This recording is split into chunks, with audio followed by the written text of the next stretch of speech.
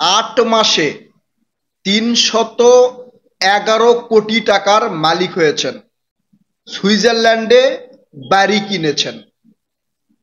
প্রিয় দর্শক, আপনাদের একটা কথা বলি, সাবেক প্রধানমন্ত্রী মানে আওয়ামী লীগের প্রধানমন্ত্রী শেখ হাসিনা তিনি একটা কথা বলেছিলেন, তার পিয়ন 400 কোটি টাকার মালিক হয়েছেন।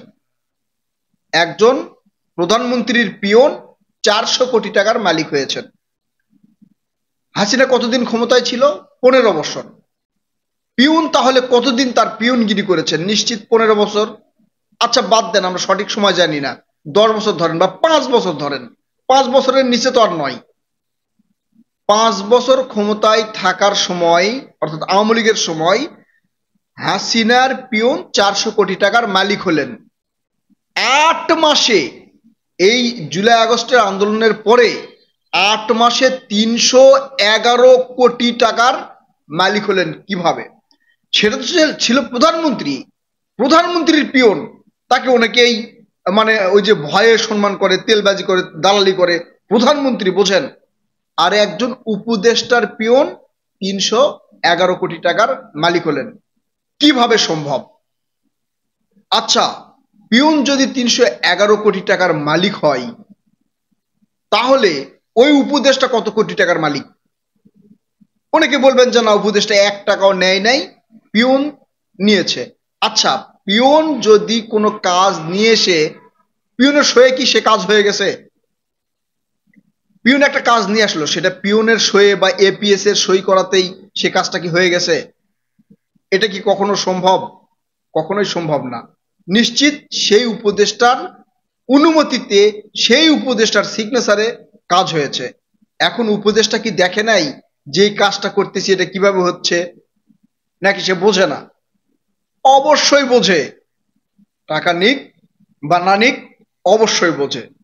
আচ্ছা, আমরা যার কথা বলছি সেটা হচ্ছে উপদেষ্টা আসিফ মাহমুদের পিএস জনাব মোজাম্মেল হোসেনের।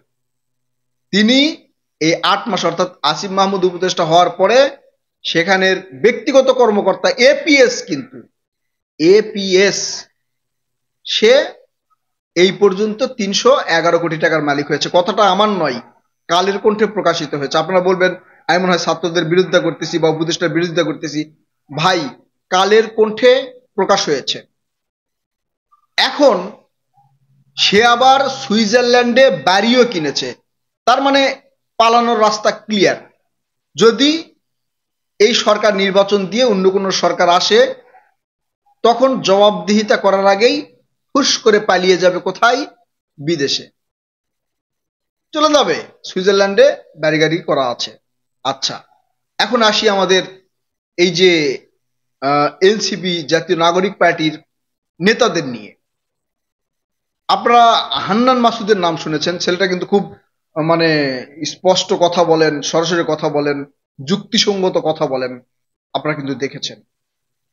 তিনি একটা গাড়িতে চড়েন, গাড়ির দাম কত হবে? হয়তো 40 থেকে 50 লাখ টাকা বা যেটাই হোক হবে গাড়ির দাম। সেই গাড়িতে তিনি চড়েন। সেই গাড়িটা নিয়ে অনেক প্রশ্ন। এই গাড়ি তাকে কে দিয়েছে?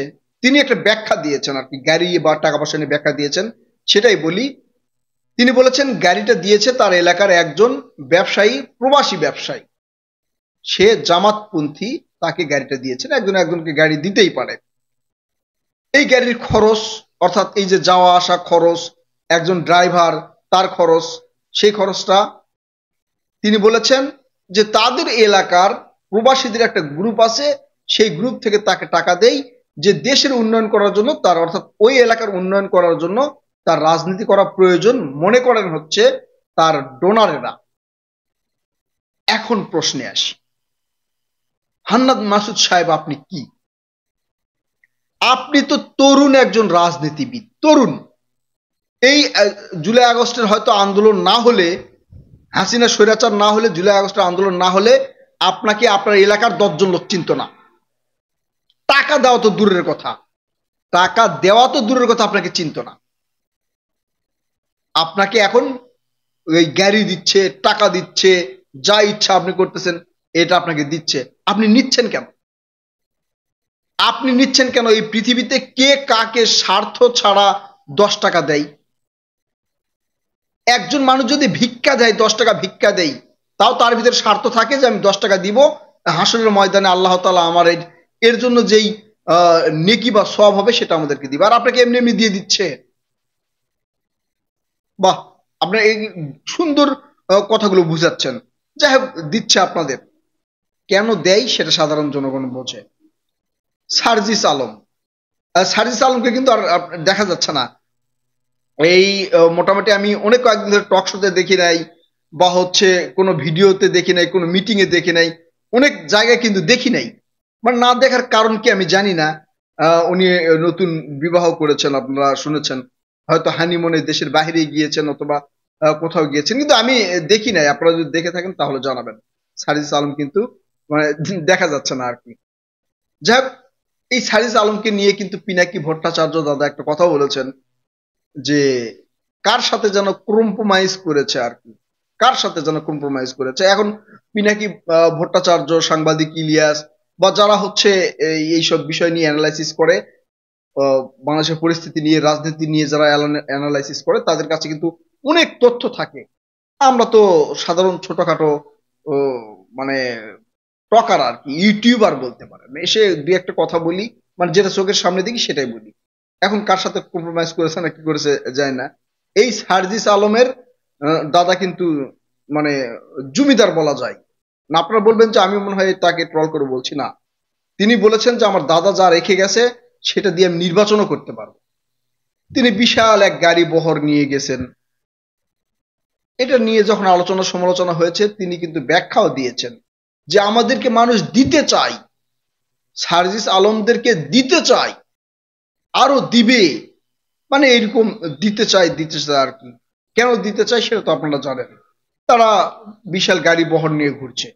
তো এই যে এদেরকে যে দিতে চায় মানুষ, কেন দিতে চায়, কি উদ্দেশ্যে দিতে চায়, বেনিফিট ছাড়া দিতে চায়?